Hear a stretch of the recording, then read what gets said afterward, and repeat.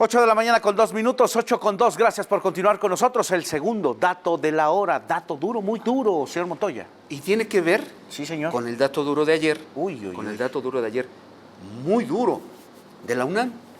Sí. Hablamos ayer del presupuesto. Hablamos ayer de cómo Andrés Manuel López Obrador quiso recortar en 2018 5,000 millones a ese presupuesto, y hablamos de cómo los gobiernos anteriores, no solo estos últimos dos, sino también los anteriores, no invierten en la educación superior, no amplían la matrícula de la UNAM. Ciertamente sí han recibido a más alumnos, pero el porcentaje es mínimo. Han aumentado también el número de carreras, pero es mínimo comparado con la demanda. Es una demanda que ha crecido exponencialmente. Sí. Bueno, también tiene que ver esto con el tema del examen. Lo que dijimos ayer fue, por primera vez se llevó a cabo en línea. ¿Por qué? Solo ellos lo saben. ¿Qué pasó?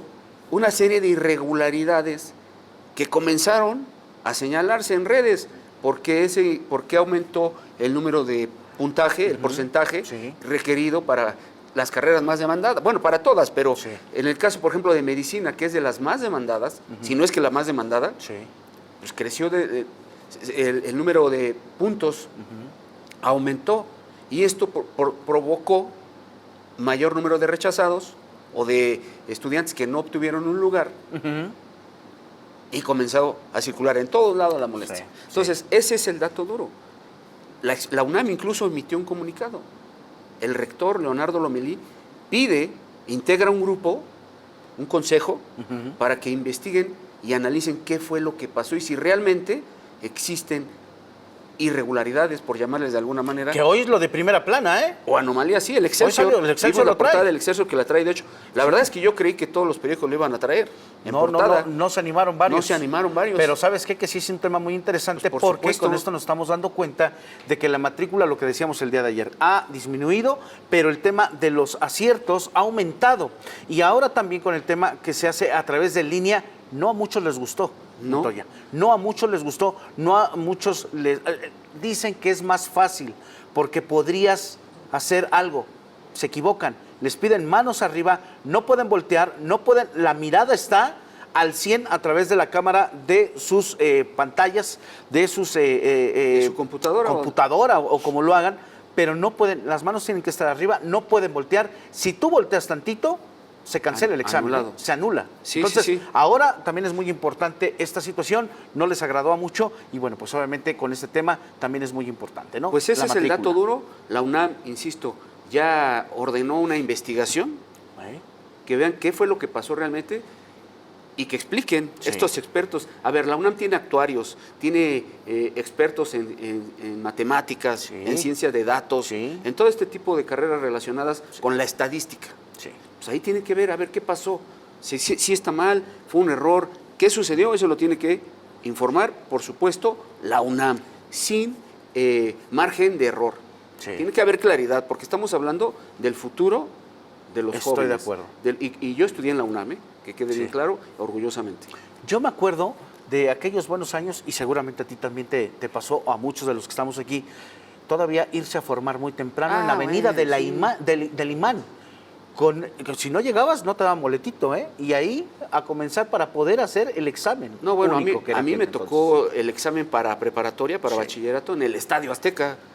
Se hacía en el Estadio Azteca. A mí me tocó en la avenida del Imán, fíjate. O sea, te llevaban, ibas al Estadio Azteca, entrabas y en las gradas había una tabla donde te apoyabas, y ahí sobre las rodillas prácticamente, ahí hacías tu examen, era contestar, luego los resultados te llegaban por correo.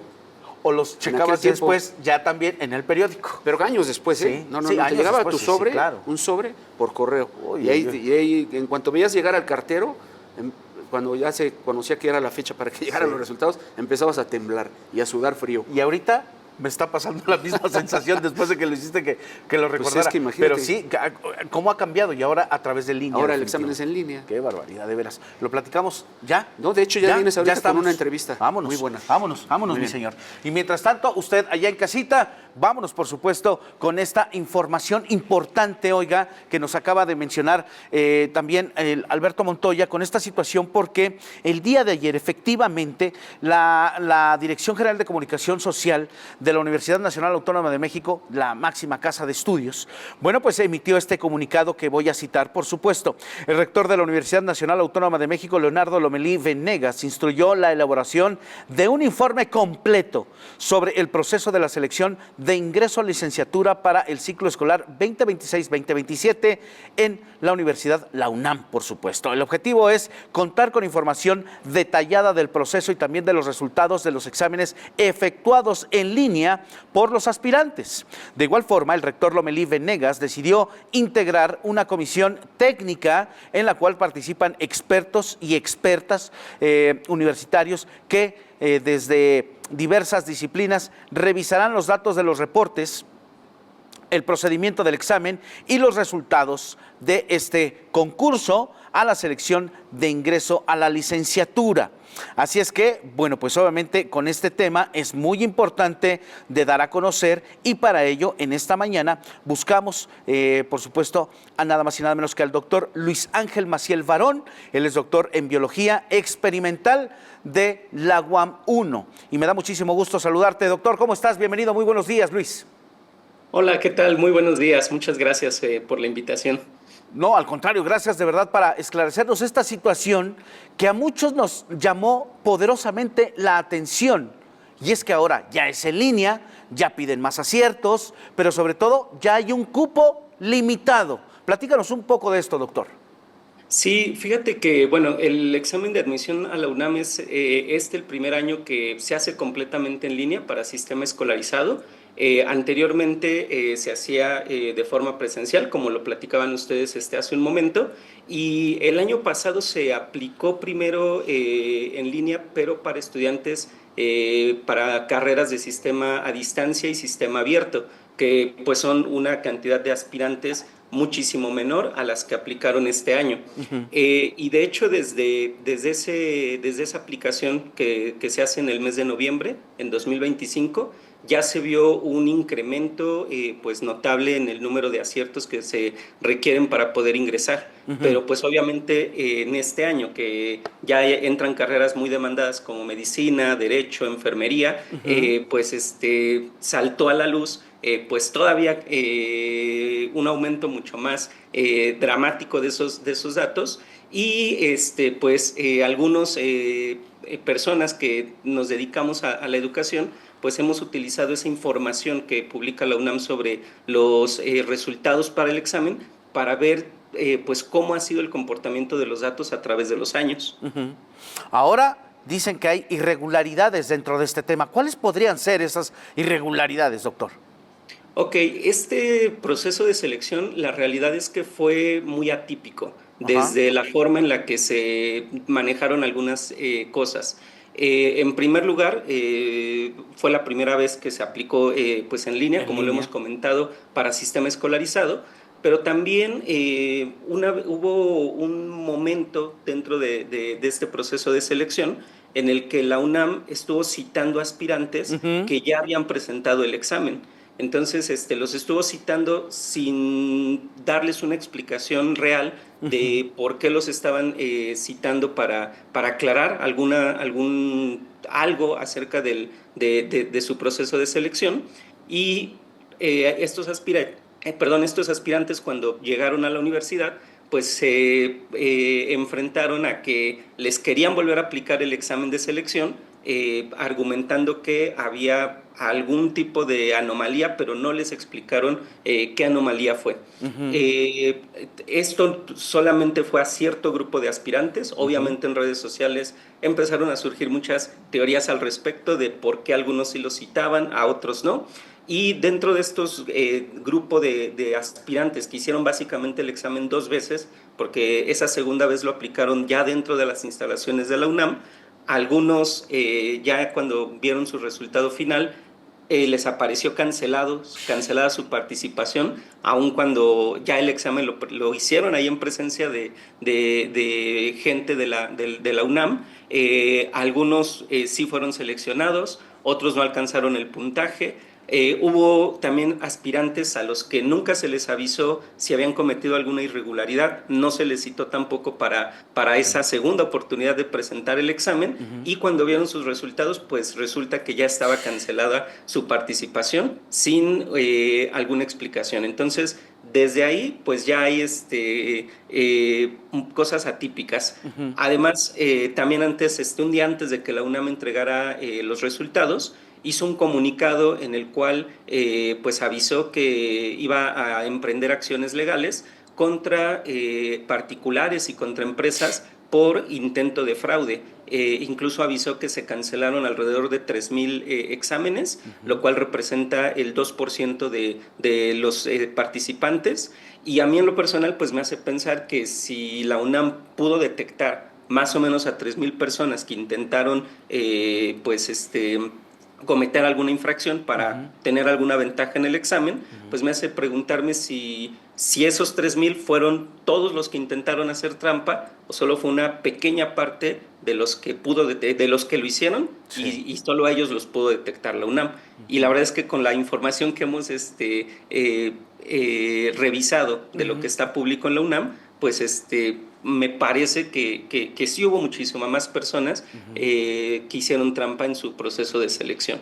Fíjate, aquí tengo unos datos. Dice, la frustración con la que viven, si bien 50,000 estudiantes celebraban ya prácticamente su ingreso a la universidad, el 2% de donde están incluidos, por supuesto, es la incertidumbre, porque para viajar, imagínate nada más del tema de la gente que vive en el exterior, que vive en provincia, ¿no?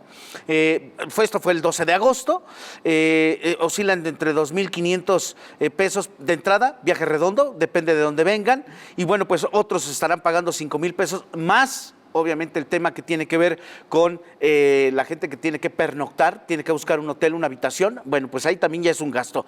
El 16 de julio, fíjese nada más, el 16 de julio, o sea, hace unos días, hace 5 días exactamente, ingresaron sus folios automáticamente, pero ¿saben qué les apareció en su pantalla? Cancelado, sin datos de calificaciones, es decir, la pantalla estaba en blanco y únicamente pues les permitieron una cita presencial aclaratoria, pero pues se la negaron sin saber los motivos. O sea, 50,000, fíjense nada más. ¿Cuántos se quedaron? No, pues imagínense, nada más de lo que nos están hablando. Tú tienes unas gráficas, doctor, que nos querías mostrar de esta situación. Vénoslas detallando y explicando, por favor. Sí, claro que sí. Ahí se ven, creo, ¿verdad? Sí, ahí está. Justamente, pues esta fue una de las gráficas que yo publiqué en redes sociales, en mis redes sociales del profe Luis, porque yo año con año pues he hecho análisis acerca de este proceso de selección. Y bueno, la gráfica azul, estos datos son solo para la carrera de medicina. La gráfica azul nos muestra cómo se distribuyeron los puntajes en 2025. Nosotros vemos aquí los puntajes desde 0 hasta 120 en el eje horizontal, y en el eje vertical pues tenemos la frecuencia. Y observamos algo que se había cumplido desde 2021 hasta 2025, pues es que los puntajes más frecuentes inclusive estaban abajo de 50 aciertos.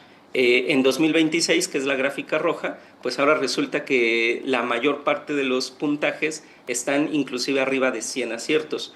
Esto representa un cambio alrededor de 3 veces más aspirantes los que lograron puntajes arriba de 100 aciertos. En 2025 fueron alrededor del 9% los aspirantes que lograron 100 aciertos o más, y en este 2026 se triplicó la cifra, un poco más, llegó a 29%. Entonces, pues esto es completamente atípico también en los resultados. Y pues esto se repite en diferentes carreras. He analizado varias carreras como pedagogía.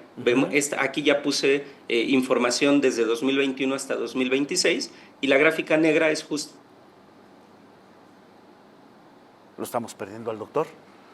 Se le fue el audio al doctor. A ver, doctor, ¿tú me escuchas? Porque nosotros ya no te escuchamos. Ya no te escuchamos. Y mire, exactamente en esta... incluso mayores así. Ya.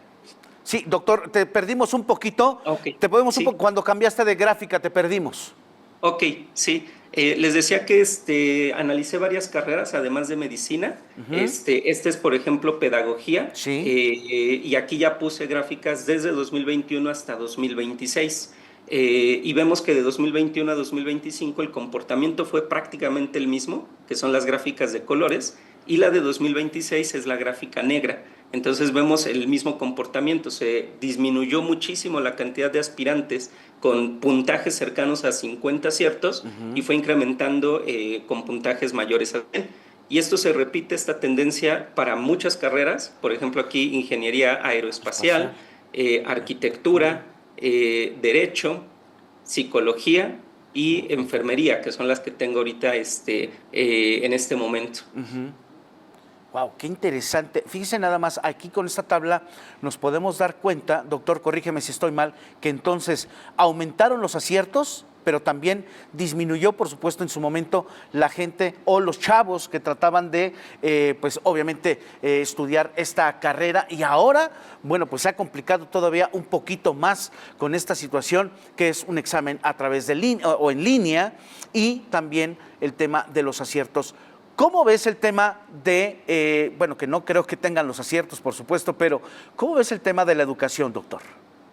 Ok, yo en lo personal me dedico también a preparar aspirantes para sus exámenes de admisión. Ajá. Y claramente pues me toca ver cómo llegan los aspirantes que están saliendo de preparación y que desean prepararse para la universidad. Llevo 20 años dedicándome a esto y la verdad es que sí he notado año con año que estudiantes que salen de preparatoria llegan cada vez más pues con menores habilidades, con menores conocimientos específicos de algunas materias, lo cual en lo personal pues me parece preocupante, ¿no? Y esto, vamos, ha ocurrido desde muchos años atrás. Claro que hay aspirantes que logran tener un desempeño muy, muy, muy bueno, tanto en su preparación como ya en su examen de admisión, pero hay que revisar también pues cómo está la deserción, ¿no? En las universidades, en las preparatorias, que pues por datos que yo he también investigado, pues en México tenemos unas de las tasas más altas de deserción universitaria. Entonces, en dado caso de confirmarse que muchos de los aspirantes que este año están ingresando a la universidad a través de algún tipo de trampa, algún tipo de mala práctica, pues seguramente se va a ver reflejado en empeorar todavía más esa tasa de deserción. ¿Ves la educación rezagada? La verdad es que sí veo que hay un rezago educativo en varios niveles. Me he topado con estudiantes de quinto, sexto de primaria que a lo mejor todavía no han aprendido a leer, que les cuesta trabajo sumar. Entonces, claro, son datos a veces puntuales, ¿no? Sí, claro. Pero la verdad es que sí he visto, al menos en mi experiencia como profesor y trabajando con alumnos de diferentes grados escolares, pues sí ha sido cada vez más frecuente el encontrarme con estudiantes con este tipo de rezagos. ¿A qué crees que se deba esta situación, doctor?